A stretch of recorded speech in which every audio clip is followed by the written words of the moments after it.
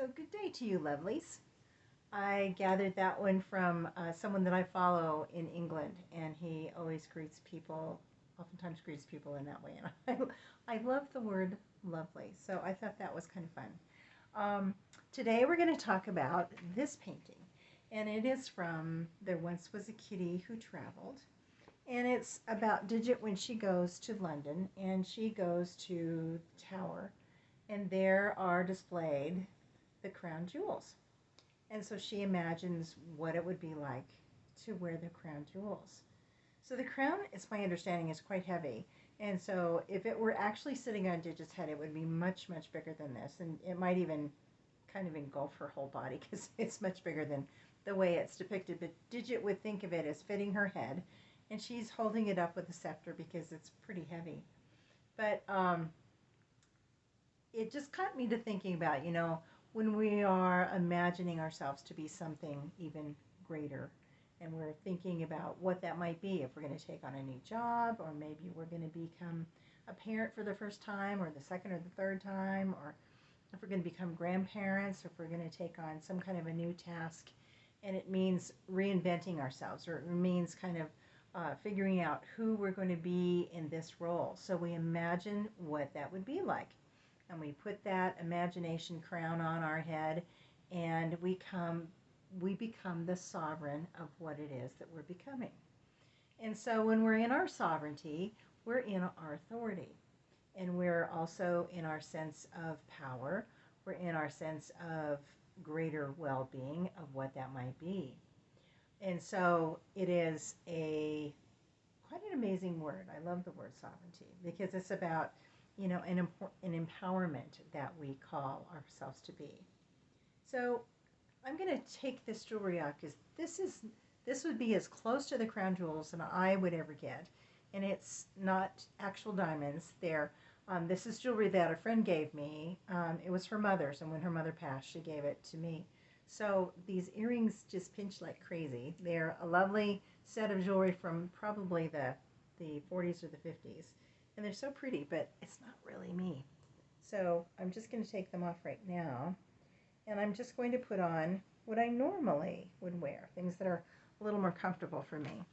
And that's kind of what we do when we're taking on a new role. What would we do to take on this new role that would be something that's a little more natural for us? We're still including what it is that we do and what we know, but we're doing something even greater still. Get my earring in here. There we go. And so we're going to step into that new role with what we've done before, but using it in an even greater way than we've ever done before. This is a lovely silk scarf from India, but it's a little more fancy than what I want to be right now. So we'll just take that off as well. I once heard a well-known speaker who's no longer living, but he spoke to the fact of he would always encourage people to take on new roles and exciting, and whatever you could think you could be, you could do that, and you just keep your mindset on it, and over time you develop that. And that's kind of what we're talking about today. But he had, I think it was a reporter or someone that was kind of tripping him up. He says, so you're telling me that you could be a running back for a professional football team? And he said, yeah, I could train and I could do all of that, and I could become a running back if I just spent hours and hours a day and, so much time in training, and I could become a running back, or I could become a quarterback, whatever it was that the man asked him. He says, but would it be natural for me?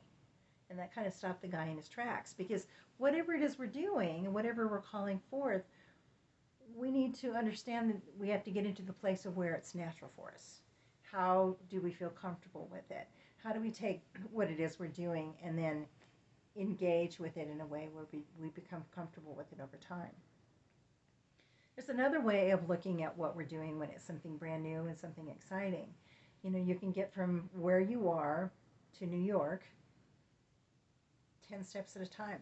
All you have to do is envision those few steps in front of you and just take 10 steps to that 10-step destination, and then see what the next 10 steps look like. 10 more steps, take the next 10 steps. So you do it just a step at a time. You do it with a small trajectory in front of you, and then you can get to where you're going. It's exciting. It's fun. It's a journey. It's a way of doing something brand new and understanding that, yeah, okay, I can do this. I can do this a little bit at a time. I'm going to get there. So we all come together in a way in understanding that who we are in the world are individual people doing what we do. We're really kind of individual pieces of the jigsaw puzzle, and we bring to the collective whole of who we are our individual pieces, our colors, our techniques, all of our textures, all the different aspects of who we are.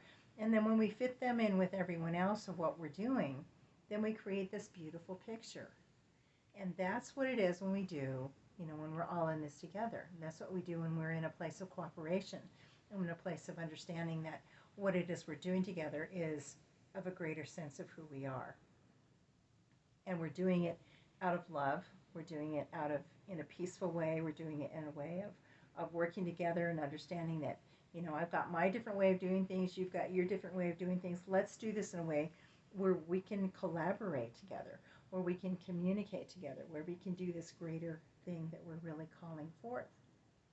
And so whatever it is we're doing that we need to change and grow and become, we can do that. And especially if we're really willing to be cooperative, really willing to be a good player, and understanding that you've got what it takes to do what this new thing is.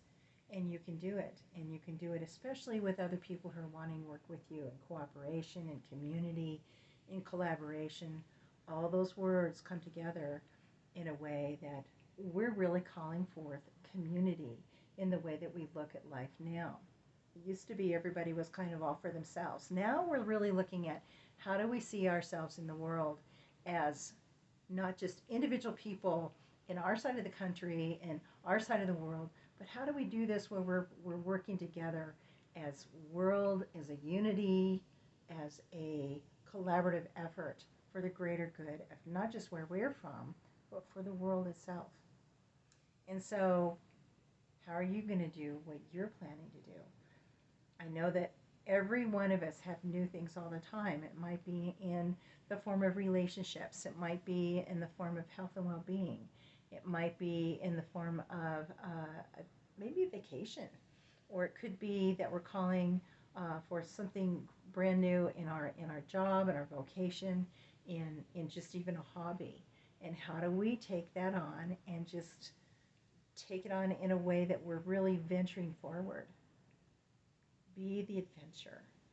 Love it along the way.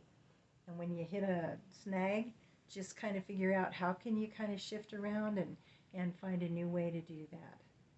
How can you readjust with a new perspective and how to figure out how to get from here to New York.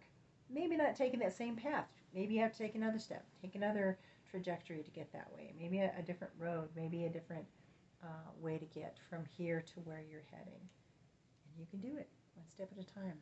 And you keep arriving, and along the way is the journey. Along the way is the excitement. The people that you meet, the new ways to meet things, those grand surprises that I talk about from time to time where you're not expecting something wonderful to happen, but there it is. There it happens. Just like Digit here in the painting. She imagines herself, wearing the velvet and the ermine and holding the crown, holding the scepter, wearing the crown, seeing herself in this sovereignty, in this greater sense of who she is. Where do you see yourself that way? What it is you're calling forth to your life? What do you say yes to? You can do this. We're all in this together, and we're all doing amazing things in this world. And I believe in you because I'm doing this kind of stuff myself all the time. And it's like, yeah, we can do this. I can do it. You can do it. We can do this together. So until next time, bye for now. Love you bunches. See ya.